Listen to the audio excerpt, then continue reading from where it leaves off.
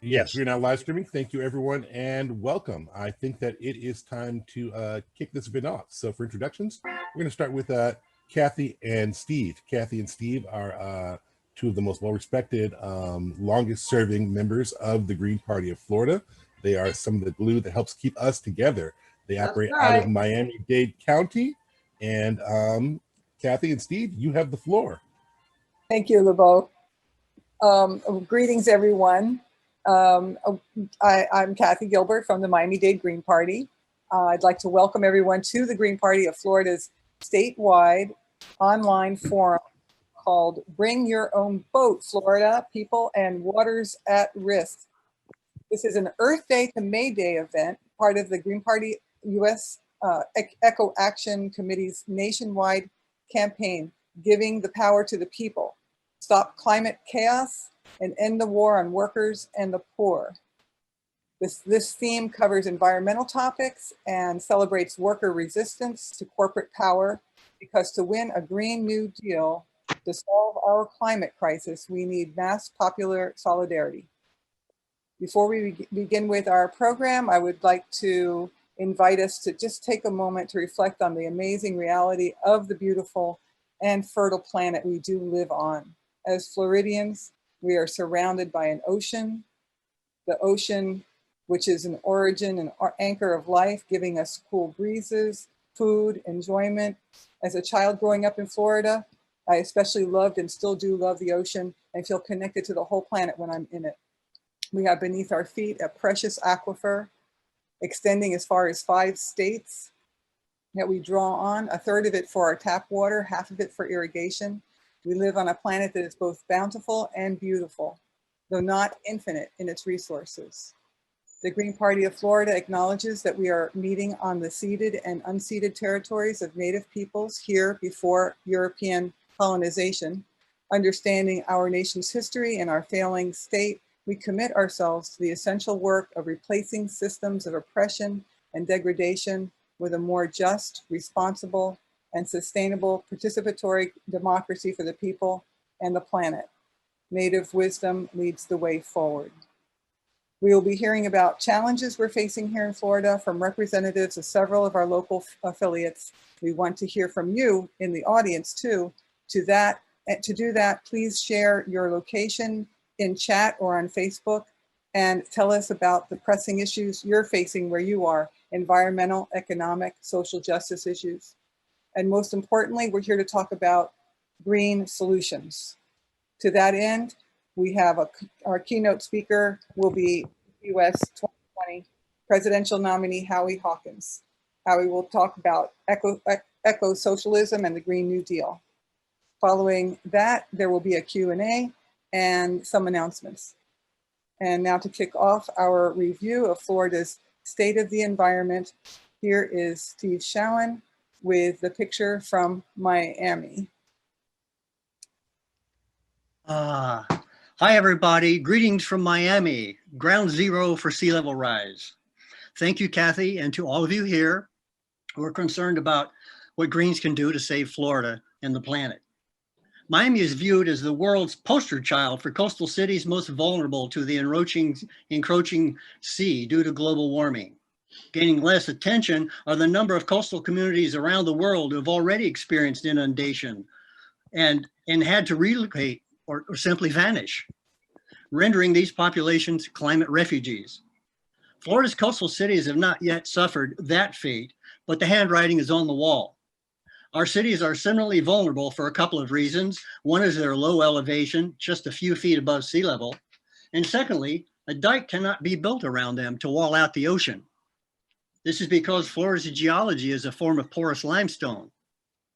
The sea would rise right up through it. There aren't really many options for Miami. What is imperative is mitigation at the national and global level, such as massive reversal in energy policy and a serious carbon drawdown program. Locally, that leaves mostly adaptation strategies. For example, the city of Miami Beach has begun raising city streets several feet and installing pumps to pump the floodwaters back into the sea, which has become a regular occurrence at king tides. Another consequence is that higher ground in Miami has become a real estate premium, which happens to be in the areas of Overtown and Little Haiti, minority communities, which are rapidly being gentrified. Formerly, the poor and people of color were pushed away from the prized coastal development areas back to what happened to be higher ground. Now that this higher ground is valued, the rich are once again pushing out the poor and people of color. Hurricanes fueled by global warming are notoriously becoming more severe. To describe them, climate scientists are proposing a new level of Cat 6 hurricanes. And now that the season is upon us again, Miami stands out as the emblem for Florida's vulnerability. Related concerns are rock mining to supply concrete making for high-rise developments for places like Miami, and that has destroyed the natural environments. Toxic stored mining waste is spilled into streams and human habitation. Agricultural fertilizer runoff has caused toxic algae blooms and fish kills in rivers on both coasts, and even in Miami's Biscayne Bay. But there are many of us who do care. We can make the crucial difference between extinction or having a thriving garden planet. That's why we're all here today. Thank you all. And now I'd like to introduce Lizzie Adams, co-chair of Green Party of Duval and member of the GPUS Eco Action Committee. Lizzie? Thanks for the intro, Steve. From underneath the water in Miami, we certainly can commiserate with you up here in our river city. Greetings to all Florida Greens, our allies and new friends. I'm the co-chair of the Green Party of Duval County up here in Jacksonville. You can find us at facebook.com, Green Party of Duval. As a coastal city and river city, we have a lot of water concerns, pollution, flooding, sea level rise, aging and inadequate infrastructure with septic tanks leaking, 2 Navy bases, a dam that needs to go, you name it. We also have huge social justice issues from housing to unemployment and racial disparities, the historic underfunding of neighborhoods and overfunding of police, known for a concerning history of violent encounters and gun use on our Black residents. The Green Party platform is the only one that addresses our real needs here in Duval County. Next slide. The Green Party is made up of grassroots activists, environmentalists, advocates for social justice, nonviolent resistors, and regular citizens who've had enough of corporate-dominated politics. We know that government must be a part of the solution, but when it's controlled by the 1%, it's a part of the problem. The longer we wait for change, the harder things get for us, and the more unlikely it is that we will reverse catastrophic climate change. Next slide. Everything Greens do is based on 4 pillars. Peace. Go to the 4 pillars slide. Yeah. Peace, ecology, social justice, and democracy. We take these very seriously. These 4 pillars are the cornerstone of our 10 key values. You can see more about those at gp.org/10 key values. Next slide. The Eco Action Committee is a standing committee of the Green Party of the United States that helps organize Greens for local and national events and works to protect and promote ecological wisdom and sustainability. Next slide. The Earth Day to May Day campaign, 10 days of events for giving power to the people, stop climate chaos, and end the war on workers and the poor, is a nationwide eco-action initiative that hopes to connect the dots between Earth Day's environmental focus and May Day's worker and social justice focus. In reality, it's all connected. Next slide. Speaking of reality, the Greens have that and more.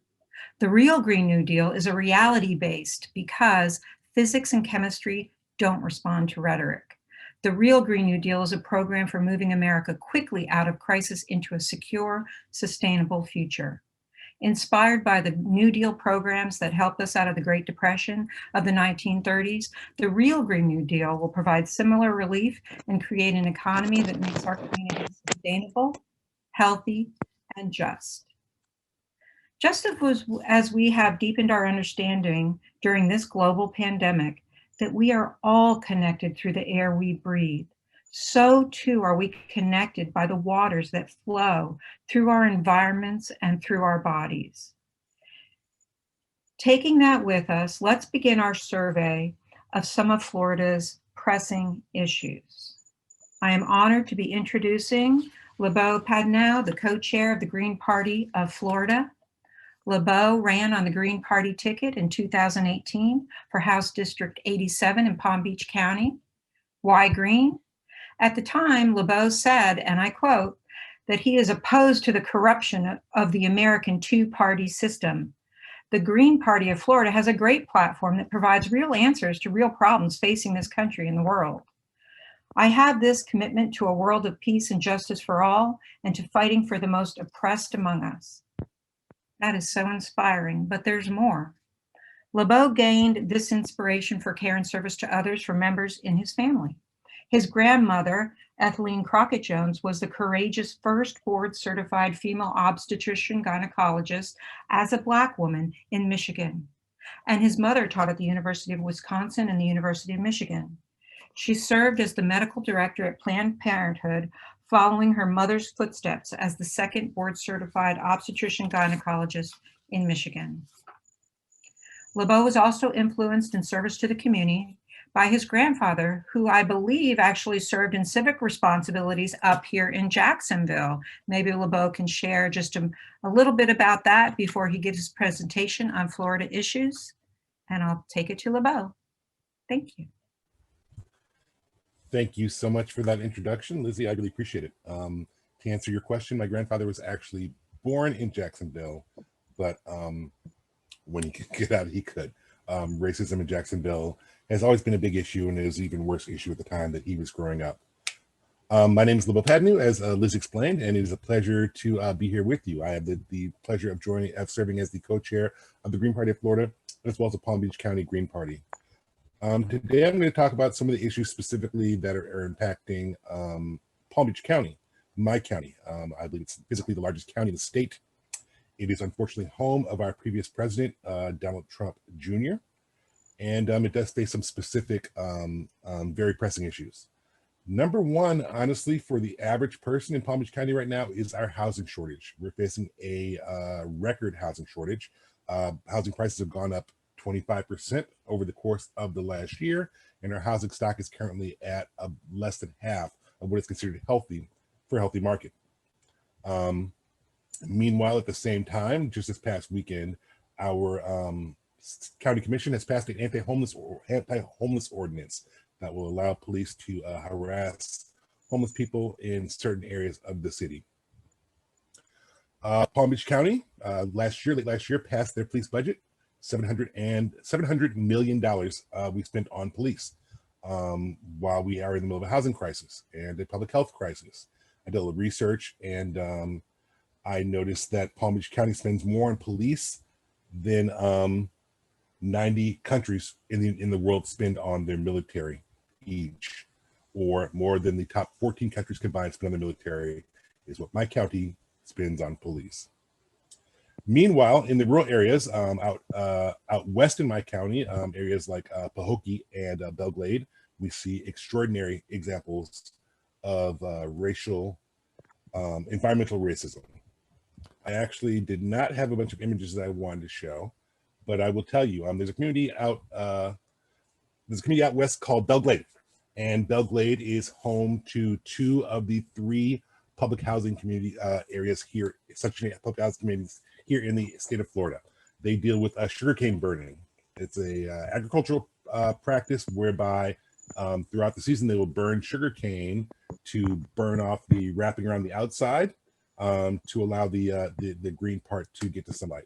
It's a barbaric practice that's ended in most places decades ago, but still goes on here in some of the most vulnerable areas. At the same time, we are seeing a algae bloom happening in Pahokee. Pahokee is also in the western rural part of my county. Right now, they're seeing algae toxins spiking up to 860 parts per million, when 8 parts per million is considered safe for humans to be around. And honestly, all the issues that I am bringing to your attention right now, I think that I can sum up with one word, and that is land use. So to give me a moment, I'm going to share a screen here and just show you guys a couple of things.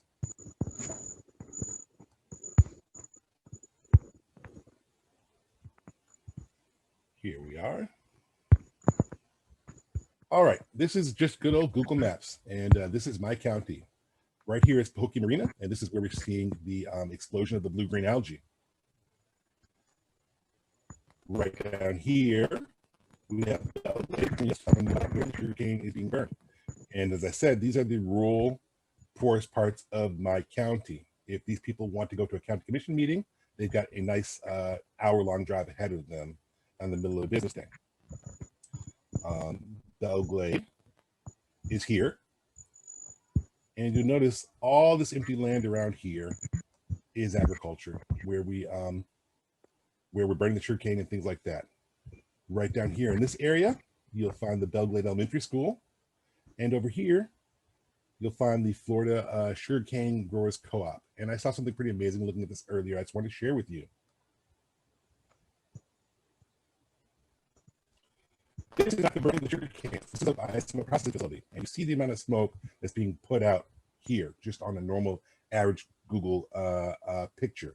And this is 2 miles from the elementary school. And as I said, all of this land here is industrial farming. And this is the cause of the health problems that you'll see here in Belle Glade, with children having horrible respiratory problems, asthma, etc., as well as likely leading to the Pahokee with the nitrates that cause the algae. So Palm Beach County has a bunch of problems, but they summed up into land use and a lack of concern for the weakest among us. Is there anything else I want to talk about? I think that that's all I wanted to put forth. I'm sorry that my my presentation is not as in depth, but I do feel that I put forth some of the issues that a Green New Deal could seriously address here in Palm Beach County and make people's lives better immediately. Thank you. And so next up, we are going to have our secretary, Steve Newman. Steve Newman is a Green out of Brevard who spends parts of his time in Florida. He has been indispensable in helping us keep our stuff together and making sure that we become a more professional and more effective party. So I'd like to hand the floor over to Steve Newman.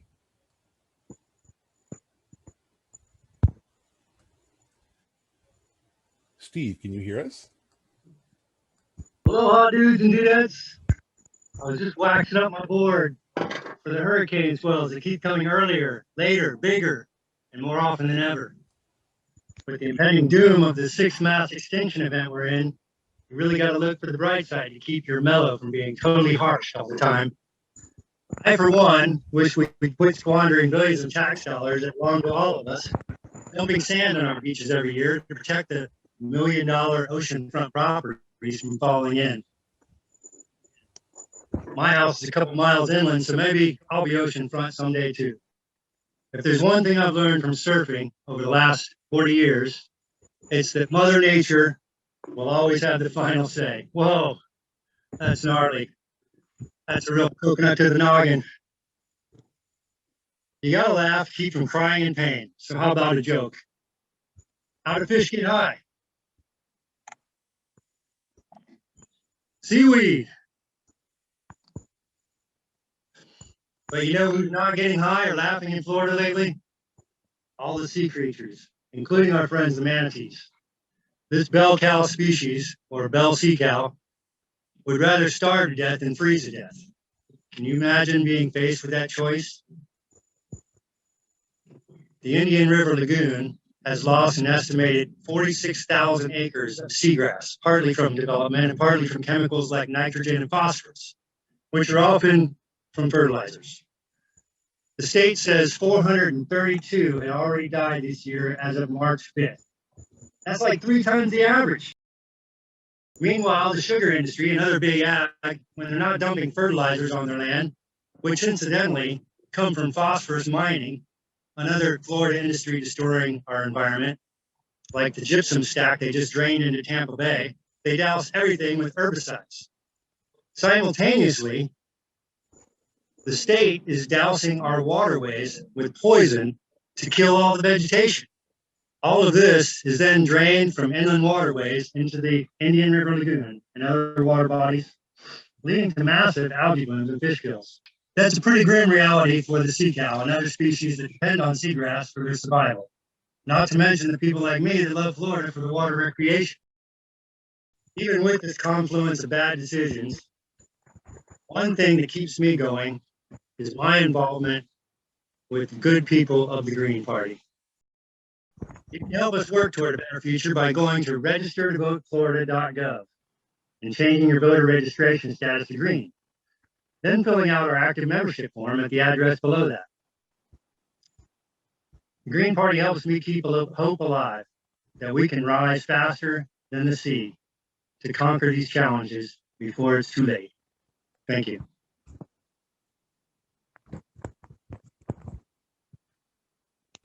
Thank you so much for that, Steve. That was excellent, actually, very engaging, entertaining.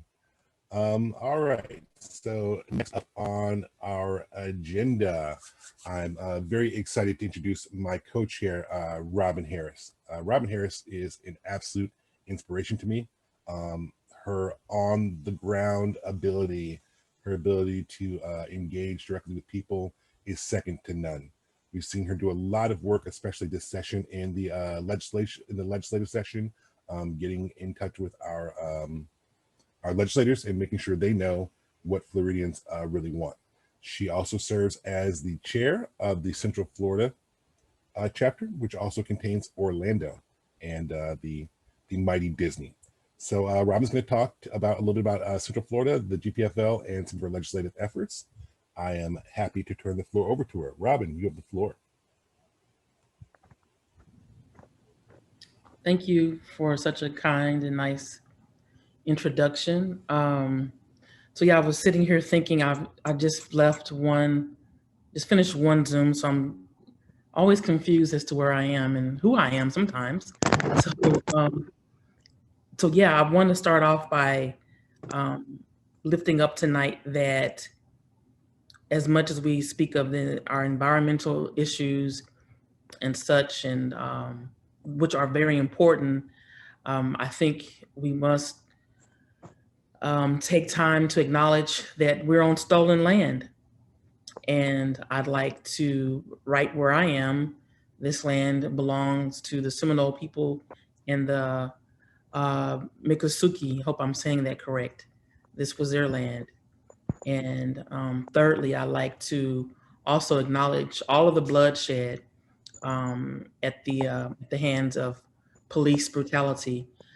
In my memory today came up an incident that happened, and we shut down an area where Orange County Sheriff, and forgive me for being graphic, but Orange County Sheriff shot a Haitian individual in half, and they left his guts, and this was a quote by residents. They left his guts on the ground until the next morning.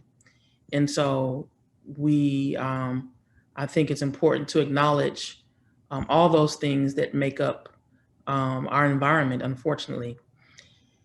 And so 3 years ago today, we stood against that. And here we are still facing more hashtags, not only in Central Florida and Florida, but also in our nation. And some may call Derek Chauvin's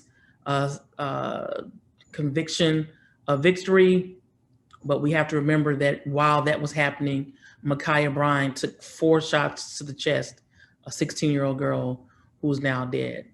So all those things they make up our environment, unfortunately. And so, but as LeBeau said, I have been doing some work, not only as a Green, but as a racial justice consultant for another organization as well. And all eyes and ears right now in Florida are on HB1, House Bill 1. And I'm gonna try to do a quick screen. I don't know if it's gonna work because I just never know. Can you all see this? Okay. So HB1 is, it's in short called the anti-protest bill, or combating public disorder. And as you know, the final the final filing for this took place on January the 6th, when no protesters, no Black life protesters were nowhere around. This was the insurrection that took place January 6th, and this fueled DeSantis to file HB1. Now, the thing about it was, and I've been mentioning this, while we were hearing about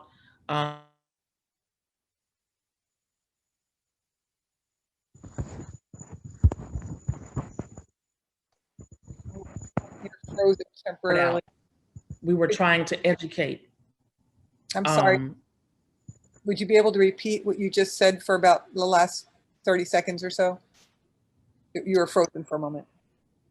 Okay. I don't remember what I said 30 seconds ago, but yes. So we were trying to, myself and along with other grassroots organizations, we were trying to get the word out on a mass level that this bill was coming down the pipeline.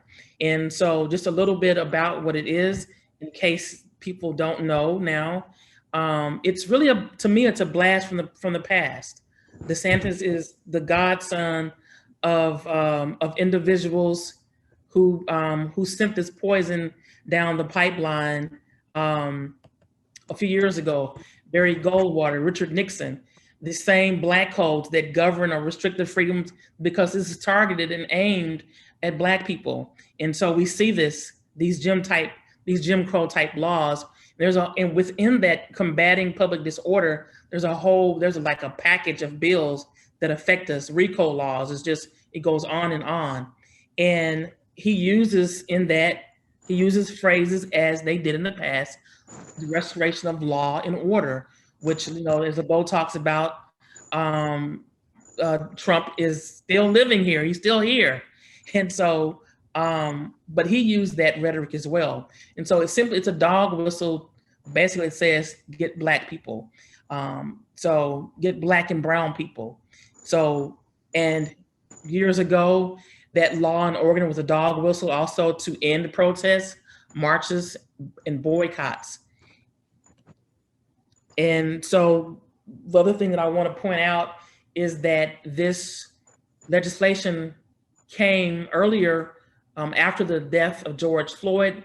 On the heels of that, while people were protesting, DeSantis decides to push out this combating public disorder bill, which I think was a terrible slap in the face to the Black community and the families.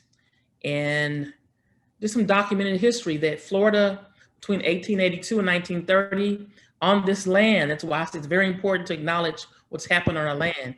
This is how many people that were lynched, and Florida was the number one state in the South of lynching of Black people. And some of these slides are kind of old. The Democrats continue to sell us out, along with Val Demings. Again, this slide is old, but however, just recently, as we know, Val Demings just made the comment. She pretty much defends the cop who shot Ma'Khia Bryant. And of course, we heard today, yesterday, that Joe Biden, Kamala Harris, America's not racist at all. And so something that I should point out is one reason why we should be grateful for the Green Party is because we don't take money from corporate systems or dark money. And this comes from a site called No More Cop Money. One reason why our legislators and governors and all are very soft on this conversation is because they take money from unions. So since 2015, DeSantis has taken $15,000. I'm not sure whether that's cents or ongoing cents. So, but you kind of get the idea. So I want to share that as my presentation and my take on what we should be doing as Greens, and what we should continue to do is to be who we are, not take corporate money, don't sell our land out, and we have to continue to acknowledge settler colonialism that's going on. I think Lizzie or someone in your presentation will be talking about gentrification, and so it's continuing. It's a continual effort by that of the petty bourgeois and our colonizers. So that's my presentation. I can go on and on, but and before I end, I do want to say that while all eyes are on HB1, there have been attempts for good bills to come down, but they haven't gotten much recognition, including our very own Lizzie helped to draft our holiday bill, and we did get support. I'm going to talk about the positive side to that. It did get support, it did get sponsorship, but that bill, along with a lot of other good bills, including there was one guy who actually had the guts to introduce a bill to not only repeal but to abolish Lee Board. But guess what? It ain't going nowhere. So there are several good bills that are out there, but they're not getting any traction in motion, including our own. So, Lizzie says it wasn't sent to drafting, but I'm going to say the Greens in Florida, we did a hell of a job on getting legislation pushed forth in Tallahassee. So we just keep at it. Thank you. I thank you so much for your great knowledge and your great passion. For those who maybe aren't in Florida and don't know, you're getting a round of applause out of Pinellas, it looks like. LEBOR is the Law Enforcement Bill of Rights, which is the law that we have in Florida that elevates, standing ovation from Steve Newman, that elevates the rights of law enforcement officers above those of normal citizens and gives them special protections. Looks like we're going to be moving into part 2 here. Florida has put forth some of the issues that are facing us. And in a few minutes, we're going to be introducing Howie Hawkins, who ran as our presidential candidate. But we are going to take just a brief short break here. First of all, this year, Florida will be having its AMM, its annual, I guess you could call it like a convention, our annual meeting in May. And that will be running from Friday, May 28th through Sunday, May 30th. And if someone could drop a registration link into the chat for anyone who might want to join, that'd be greatly appreciated. I also want to give a shout out to some of our celebrities. I mentioned that Howie will be joining us in a little bit, but I also wanted to give a little shout out to Dr. Jill Stein, who's also a presidential candidate for the Green Party of Florida in 2016 and in 2012. So do you want to say hi really quick, Dr. Stein? All right, maybe she's still a little shot. Oh, there we go. Go ahead, Jill. Yes, hey, wow. Great to see you, Samson, and everybody. It feels like we're all in the same kitchen around the table here. And it's just really amazing to hear how just the wisdom, the power, the stuff you guys know. I can't imagine how painful it must be to live right there in this paradise, the paradise that's kind of being destroyed, like right before your very eyes. I just, my heart goes out to you to like just be right in the middle of it, and thank you so much for fighting for it and being as informed and inspired as you are. So I'm feeling the love all the way over here in Boston, Massachusetts. So thank you. Keep up your great work. Thank you so much, Dr. Stein. All right, we're going to take a brief intermission here. Lizzie has surfaced for us a video from a green-friendly musician, and we're going to take a little break and maybe see if we can't come back with a little bit less gloom and doom as we start to talk about solutions. So I'm going to play a short music video here, and then we will continue.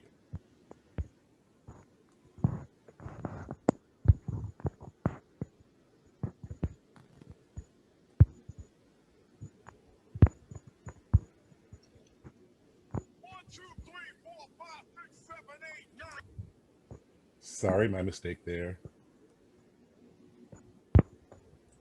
Share the sound.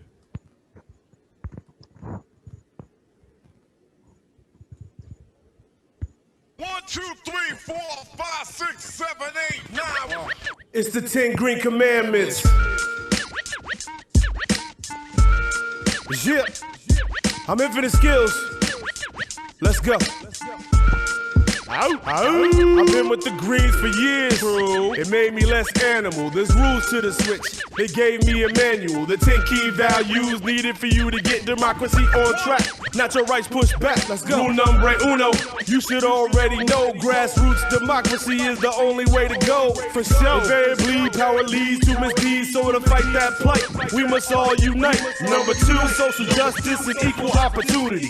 Fair treatment under the law for all communities. Indubitably.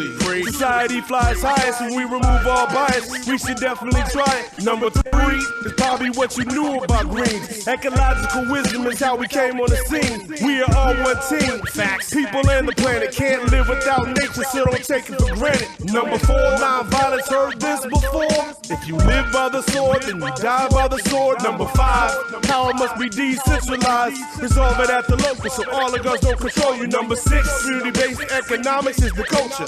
Top-down approaches, we can go ahead and roast them. Seven, this value is so underrated. Feminism and gender equity need incubating. The current system's based on control and domination. We resolve to evolve to one of respect and cooperation. Number eight, respect for diversity, dude. Let it be better reflected in our leadership too. And number nine should have been number one to me.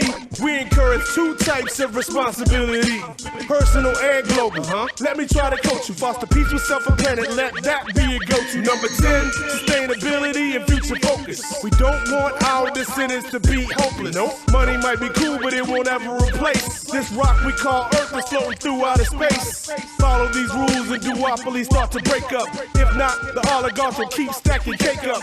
Thoughts hit your temple, watch your mind shake up. I'd rather see them take a pay cut. Free at last, unified, they can never take us. Divide and conquer, that's what they do to try and break us. Don't let them, I think it's about time we make up. Tell a friend and tell a friend we all need to wake up and go green. 1, 2, 3, 4, 5, 6, 7, 8, 9, 10.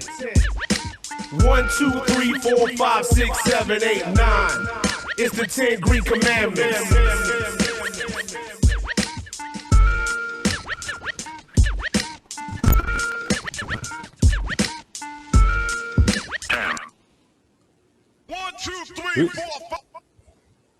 I must say I've not seen that before, and that was quite enjoyable. Thank you for surfing that for us, Lizzie.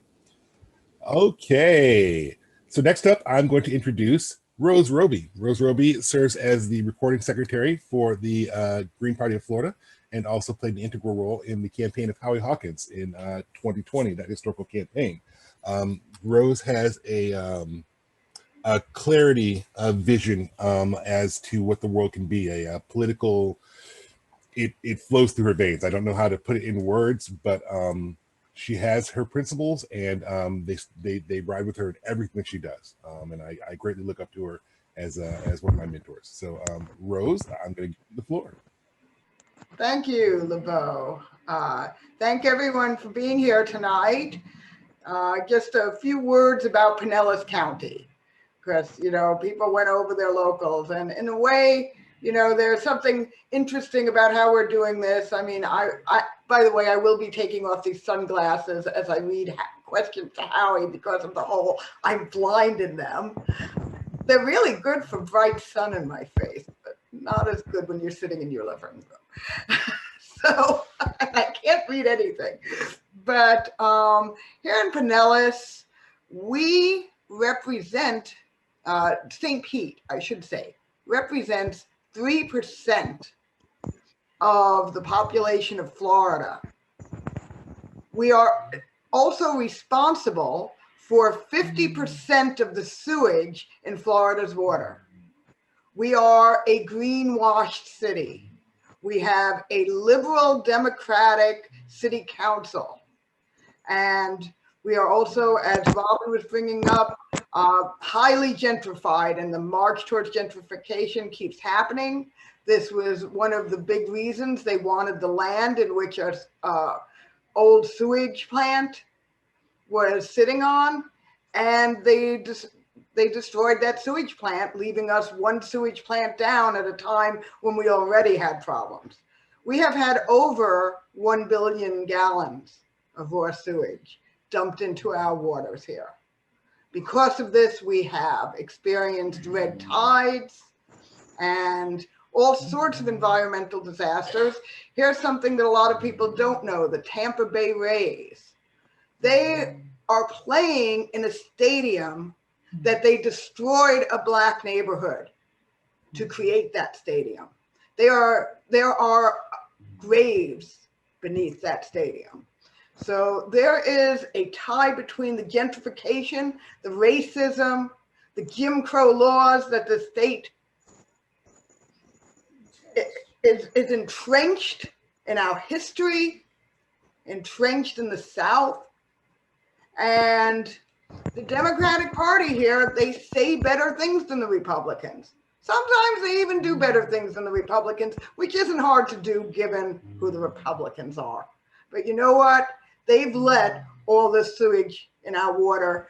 They were the ones behind destroying that Black neighborhood. And we have to know that the Democrats and the Republicans have no answers. If we can't have an independent eco-socialist party of the left, then, you know, see y'all underwater, tick, tick. And so I know I'm sounding really grim, but at least I look festive. And good news, I'm going to have Howie Hawkins speak to you all. And this is a man who is we call him the original Green New Dealer for a reason. Howie was the first person to run on a fully realized Green New Deal in the United States all the way back in 2010, long before AOC or any Democrat had co-opted those words. He has a comprehensive eco-socialist Green New Deal. And as you all know, he was our standard bearer for the 2020 election, one of the hardest elections that any Green could have run in, with anybody but Trump atmosphere and the suppression of the Green vote around the nation. And you know what? I've never met anyone more tenacious than Howie Hawkins in my life. And that is an inspiration for me because, you know, we all sometimes wonder, do we want to keep going on? It's hard. But, you know, I look to working class heroes like Howie, who I know keep going because we have to. So without further ado, everybody, I'm giving the floor over to Howie. Please, questions for Howie, just let me bring this up quickly. Type them in the chat and I will read them off as they come. Okay? So get your questions ready and Howie, take it away. Thank you, Rose, and good evening, everybody. So Joe Biden came out with his American Jobs Plan, within which are some climate actions. That was March 31st. Then on Earth Day, he pledged a new nationally determined contribution to the Paris Climate Accords of cutting US emissions by 50% by 2030. That's a promise he will break if the climate plan he released on March 31st is what the United States does. He came out with $2.3 trillion over 8 years. That's already down 40% from what he promised last summer of $2 trillion over 4 years. And then you look into the details, and there's really only about $100 billion a year on climate action. It's a drop in the bucket. And you know it in Florida because you're going to sink. We're in an emergency. With the carbon we have in the atmosphere now, which hit a record 421 parts per million on April 3rd, we are now in the middle of the Pliocene when sea levels were 80 feet higher and temperatures were 7 degrees Fahrenheit higher. That's built into the climate system now. And with the momentum we got, we're going to hit 500 parts per million. That takes us back 16 million years to the middle of the Miocene, when the sea level was 135 feet higher and temperatures were 14 degrees Fahrenheit higher. We're at 421 parts per million. James Hansen said 350 parts per million was the top limit of this safety zone. And actually, you read the article, it's 13 years old now when he put that out there. And in there it says, well, really, to stop Arctic ice melting, we got to get down to 300 parts per million. And the pre-industrial level was 280 parts per million. So we're in an emergency. The carbon budget that the 1.5 degree International Panel on Climate Change study came out with was 480 gigatons carbon. We've already burned enough that we only have 280 gigatons left. The rate we're burning it, we're going to blow through that budget in 2027. So we're in an emergency. And what we're getting from Biden is token gestures, really. Now, I can't break it down here in a few minutes. I have an article out in Counterpunch that criticizes the March 31st plan. I actually updated that article, and by a computer glitch, Counterpunch got that first draft. So that's up now. But I have a lot, that one's called Biden's Climate Plan. It's too late for gradualism. But then I took off from his bogus pledge of 50% cuts on Earth Day and expanded on the article. And that's called Biden's Climate Pledge is a Promise He Cannot Keep. Both those should be up on my campaign website, howiehawkins.us tonight. And then the second article, Harvey Wasserman and Bob Petraka is going to put on freepress.org, and Solidarity Webzine is going to have it up there. So that breaks down in detail that I won't have time to do now. But let me just give you one example, because I break it down sector by sector, like housing, manufacturing, agriculture, power production, transportation. In the housing sector, he says he's going to retrofit 2 million buildings over 8 years. That's 250,000 buildings a year. There are 120 million buildings in the country. It'll take 480 years to retrofit our buildings. This is not a serious plan. And he also is basically got a plan to keep burning fossil fuels. They got a trick called net zero, which means you can burn fossil fuels and then plant a tree or do carbon capture and sequestration, which has to be subsidized by the government because carbon dioxide ain't worth anything. It's pathetic. He's for waste incineration, plantation grown biofuels, and so-called advanced nuclear, which are these small modular reactors and thorium reactors that the US spent from the 1940s to the 1980s unsuccessfully developing. It's just incredible how bad that is. And he puts that under what he calls a clean energy standard, which is the corporate alternative to the renewable portfolio standards that's 30 states, DC, and 4 or 5 US territories have adopted. And in the renewable portfolio standard, that's wind, solar, wave, clean hydro, and geothermal. The clean energy standard adds in nukes and waste incinerators and burning biofuels. It's just a way to do all of the above energy policy like Obama and Biden had with saying it's a climate action. So the broad climate movement has a thing they call Thrive, which they want 10 trillion over 10 years. But the problem with them is the same problem with Biden's plan. It's corporate liberalism, public-private partnerships. The public pays, the private corporations make the money, and they decide what and where to build. And the regulations and market rules that are made. And so at the leisurely pace of the market, when it's time to make money, they're going to move this direction. When what we need is an eco-socialist solution that's based on democratic public planning with goals and timetables and coordinating how we build clean housing connected to mass transit, how we build a green machinery industry to provide clean technologies for everything that's got to change. Like we can't make Portland cement. That's 8% of the world's carbon footprint because the calcium carbonate that goes in there, calcium hardens the cement, the carbonate evaporates. That's 8% of the world's footprint. We got to have a new way of making cement. We can't make steel with coke ovens. We got to use electric arc furnaces. We have to go through all the technologies. So that none of that is done with this Thrive agenda, but that's what, what they call the Green New Deal Network, big nonprofits, Sierra Club, Sunrise, Working Families Party, SEIU's in there, but it's still, a corporate-oriented solution. Now, there was a better alternative, not just ours. Bernie Sanders had a pretty good one. His Green New Deal, 16.3 trillion over 10 years.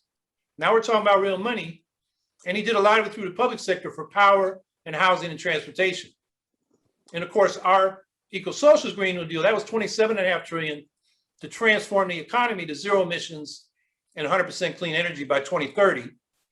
plus 14.1 trillion over 10 years for an economic bill of rights.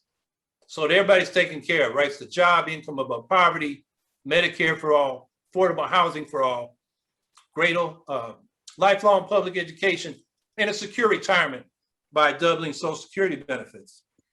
And we talk about all sectors, not just power, which gets the attention, but transportation, which actually produces a little bit more carbon, buildings, agriculture, which is key because we don't only have to stop emitting this carbon, we got to draw it out of the atmosphere.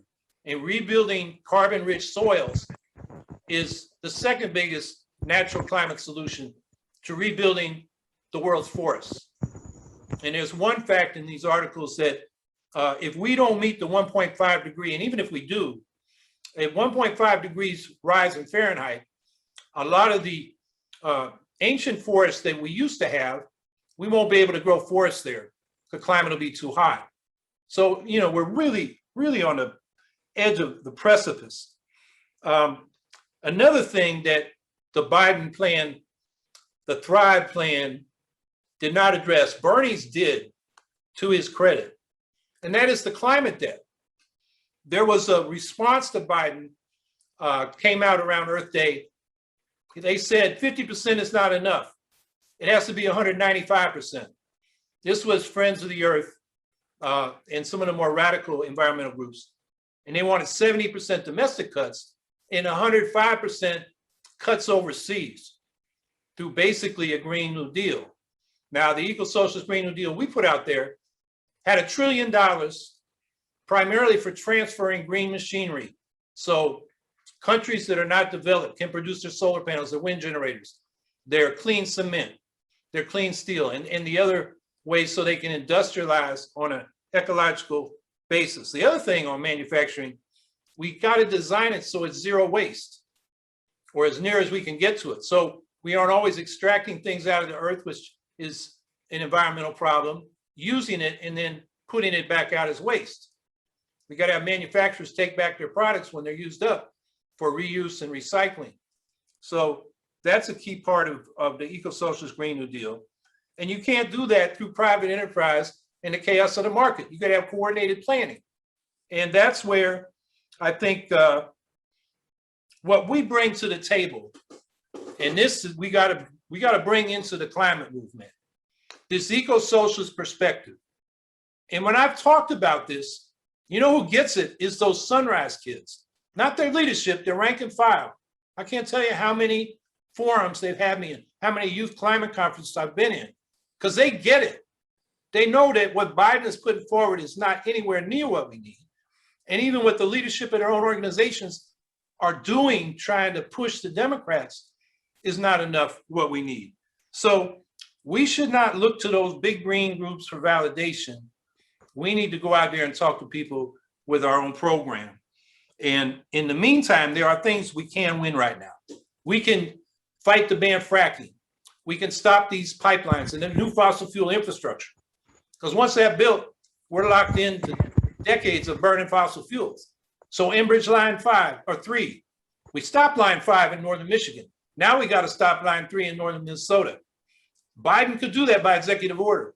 And I think we can pressure him to do that. Dakota Access Pipeline is another one. There are pipeline battles from coast to coast. There are fights against new gas-fired power plants that we don't need. So we can sort of win those defensive battles, and then we can demand more. I went out with Sunrise Movement demanding more when they were pushing Thrive, just because it was more. Not that it was more the way we want to do it, but it just contributed to the pressure. But when I spoke, I said, we don't need just more.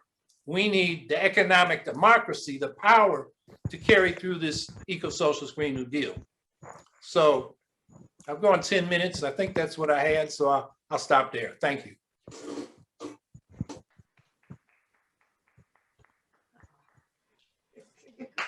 We're actually unmuted, so we can hear that. We can see it. Okay, Howie, LeBeau has a question here. What does the Green New Deal say about the kind of land use issues that are such a big problem in Florida? Well, what do you mean? Private ownership, developers, speculators, corporate agriculture? let's have LeBeau Literally all of clarify that. that since he's here. All of Literally that. all of that. Okay. We talked about agriculture specifically, but a lot of that is really what is ground zero in Florida outside of us being underwater. Well, the Green New Deal Act for Agriculture that our Eco-Socialist Green New Deal puts forward, and you can look at the budget on the campaign website, howiehawkins.us, because we priced everything out. Our numbers, and we show you our homework, unlike any other plan I've seen out there. And we said we got to get corporations out of agriculture. Bill Gates is the biggest owner of farmland in the country right now. These Wall Street private equity and hedge funds are buying up agricultural land. China's doing it in Africa and Latin America. I mean, this has become a big, asset that the super rich are buying. And so we got to, land to the people that work the land, the farmers. And if necessary, and this is in Bernie Sanders' Green New Deal, which is very interesting, community ownership. So you give tenure rights to farmers, but they don't have to buy the land. The community does, like a land trust. And then the farmers, as long as they're using the land correctly, can stay there as long as they want. I think that's one way to protect from rises in land value, which rise not because anything the owner does, but because of other investments made around them. And that's the problem with the development and the gentrification and displacement we're getting in the urban areas, because then land values rise and the landowners get unearned income just because they hold that asset. So that's an argument for community land trusts or community ownership of the land. And then, people can have their private property on it and that gets taxed, but the value underneath is retained by the community. So I think those are some of the ways we can deal with that. And then I think what goes on top of the land? I mean, that's where we need to talk about cooperatives and public enterprises that are worker and community democratically controlled, rather than controlled by real estate elites, banking elites, speculators.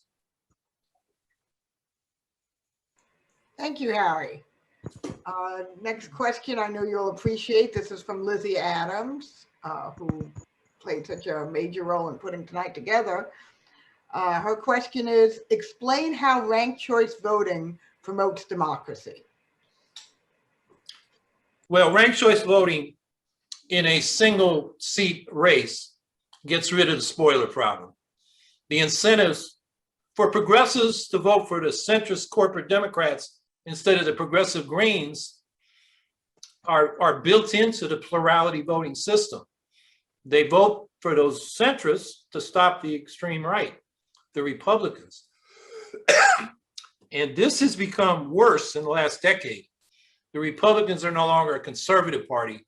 They're an extremist, racist, nativist, conspiracy mongering, COVID and climate denying anti-scientific party. They are irrational. And their relationship to the Democrats is obstruction.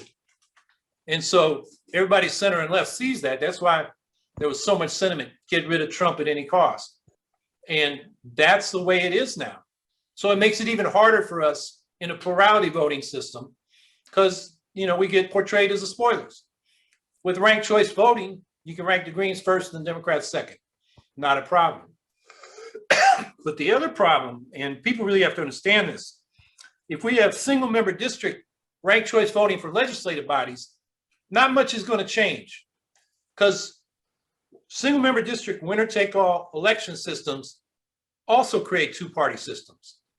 And so a third party like the Greens have trouble breaking in. In 2019 in Australia, they have ranked choice voting for single member districts for their House of Representatives, 151 seats. The Greens got 10.4% of the vote. They only got one of the 151 seats. In the Australian Senate, they have multi-seat ranked choice voting from 8 different jurisdictions. And the Greens got their proportional share. They are 12% of the Australian Senate. So if we settle for single member district ranked choice voting, we're keeping in place the winner take all system, which only gives representation to whoever wins that district and everybody else gets nothing. So it doesn't matter with those single member districts, it doesn't matter much whether you have plurality voting or ranked choice voting. So we got to push for multi-seat ranked choice voting for legislative bodies. That creates proportional representation. So if the Green Party is a 10% party, we get 10% of the seats. If we're a 20% party, we get 20% of the seats. And we're not excluded. I mean, I've got 48% in this council district I live in. I got over 40% 3 times. And the people that support me have never been represented on the city council. So this winner take all plurality system is anti-democratic in a fundamental way, because only the major parties get representation. So the question was, how does ranked choice voting open up the political system, if I remember? That's how. Gets rid of the spoiler problem in all ranked choice elections. And when you have multi-seat ranked choice voting, you get rid of the winner take all dynamic and enables every party, every political viewpoint to get their fair and proportional share of representation.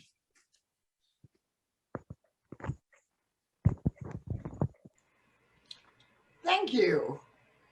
Do we have any other questions? We have a little bit of time left, but it's 9:09. I think we could go to 9:30 if we wanted to.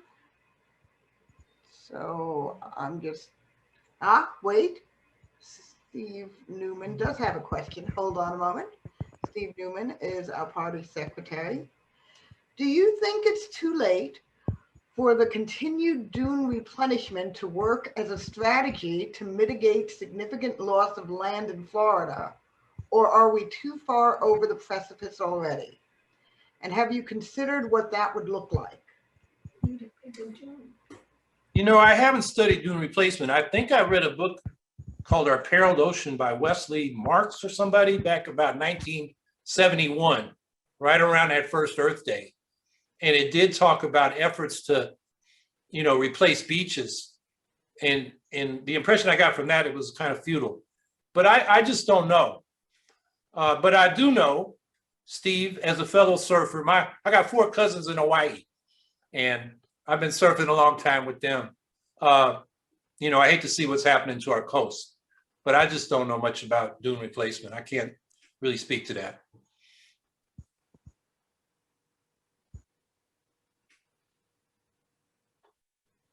Thank you. From Lizzie. Howie, can you explain more on how our climate crisis can be addressed by uniting workers in solidarity for grassroots activism? Well, you know, workers have actually led the environmentalists on the question of the just transition, on OSHA. That was people like Tony Mazzocchi, with the help of Ralph Nader, getting OSHA passed around 1970 in the Nixon administration. You know, we had a lot of strong movements then, and Nixon knew he'd be running against, you know, somebody like McGovern. So he adopted a lot of stuff he probably wasn't inclined to. And then the next decade, and, you know, I was involved in this with the oil, chemical, and atomic workers. From, you know, I was coming from Clamshell Alliance. They had a guy, Richard Miller, who was working for them in Western Mass in Massachusetts. And back then they called it the Superfund for Workers. That was led by the oil, chemical, and atomic workers, OCAW, Tony Mazzocchi. And those are the guys in the most dirty industries. And they wanted to transition out into clean industries, but in a way where they didn't, you know, just give up their jobs and be poor until they could find another job.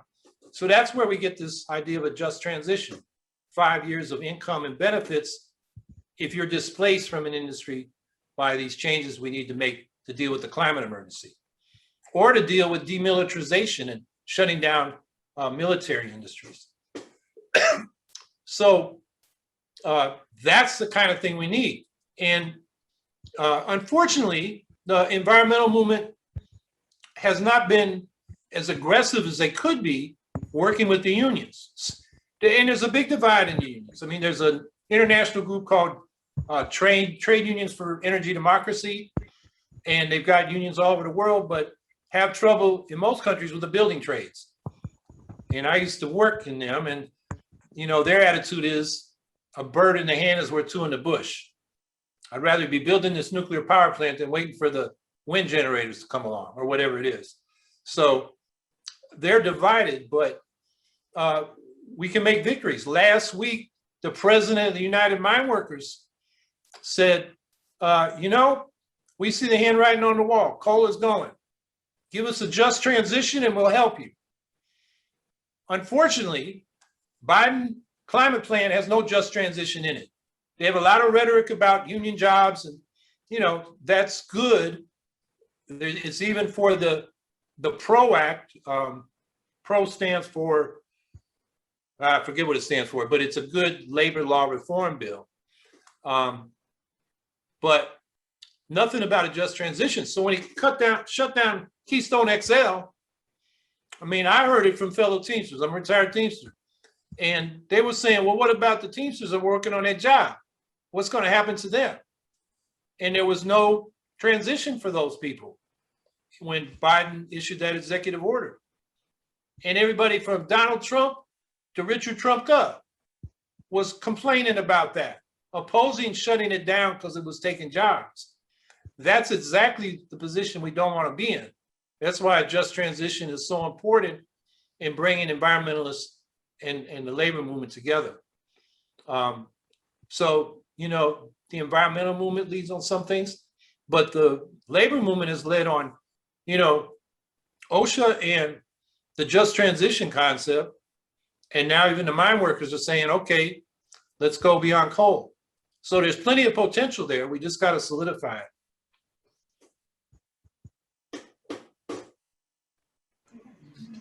Thank you, Howie.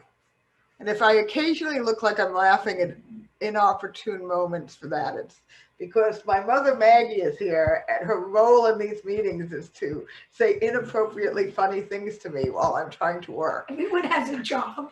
And that's her. So, are there more questions this evening for Howie? It's a good opportunity to talk to him. We've got a few more minutes, so any other questions?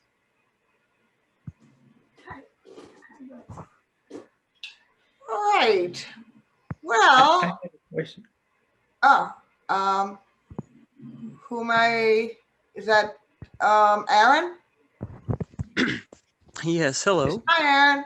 Just Hi. speak your question. You can do that. I'm sorry, what'd you say? I said, just speak your question. You need not have me speak it for you. You're good at speaking by yourself. Yeah, I don't think I have a question.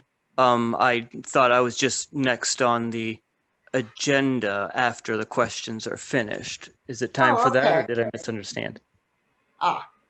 Well, I might be a little slightly confused about the closing section of the agenda, but at that point, I should probably turn it over. LeBeau, should I be turning this over to you? Certainly. Okay, So we have Howie, if everyone could give Howie a round of applause. Howie, we always appreciate you. And anything I say, Howie, show up at this in Florida, he does. And I appreciate that, Howie. So Hello, thank you. Howie, thank you. We really appreciate you being here. Have a wonderful evening. Well, thanks for having me. And we'll do it again. Yep, the meeting's next month, our annual membership meeting, and you will be there. Got a board here for you next time you make it out here. All right. I can't thank Howie enough for all the support that he gives to the state of Florida and the Florida Green Party. And I shake my head every time when I look at either Biden or Cuomo and realize how many Americans have made the wrong choice. Howie, thank you so much for your time. We greatly appreciate it. And I hope we'll see each other again soon. All right. Good night, Howie. Good night. Okay. Aaron Stack. Aaron, yes, you are going to be up next to talk to us about the AMF, the AMM, and more. Please take the floor. Yeah, if I understand correctly, the AMM, I'll mention in a minute, and let me make sure my phone is set up right here.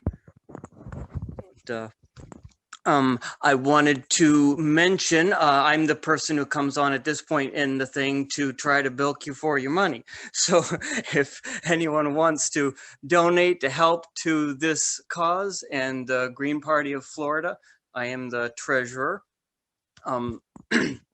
So I just tried to check our website, and something might be up with that. So usually gpfl.org/donate is the link, and I'm not positive that link is working at the moment, but I went to gpfl.org and found the donate button on the website, and that went straight to the giving form.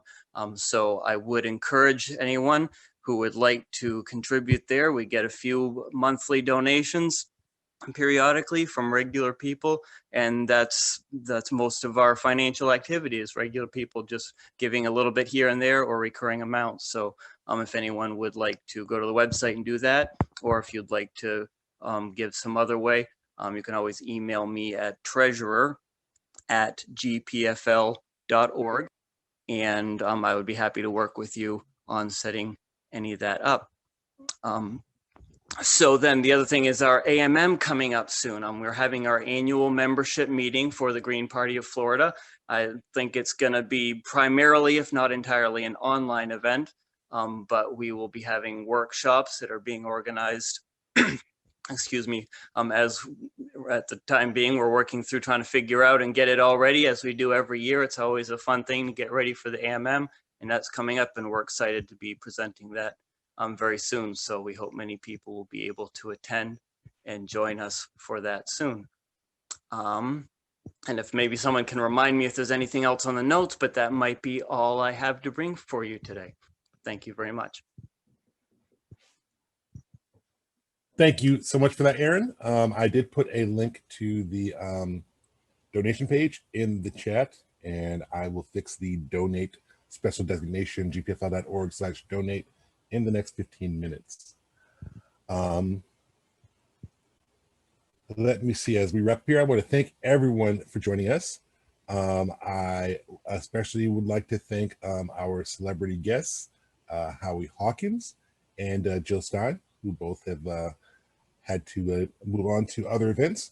And I'd like to thank all of you for joining us, all of you who participated, all of you who watched. The Green Party, we believe, is the party of hope, the party that has the solutions that will carry us forth through the 21st century and keep the state of Florida out of the ocean. So please support the Green Party. You can go to gpfl.org or gp.org for the National Party. I'd like to thank you all for your time, and you all have a wonderful evening. Oh, and we have a note in the chat I want to put forth. For the next hour, if you donate to the Green Party of Florida, up to $50 of donations in total will be matched by our Secretary, Steve Newman. So thank you so much for that generous offer, Steve. And I'll also make sure that I go and take advantage of part of that for you. Okay. All right. So we should probably go ahead and stop the recording and turn off the live stream, and we can have our little discussion here wrap up for the party members. And oh yes, I'm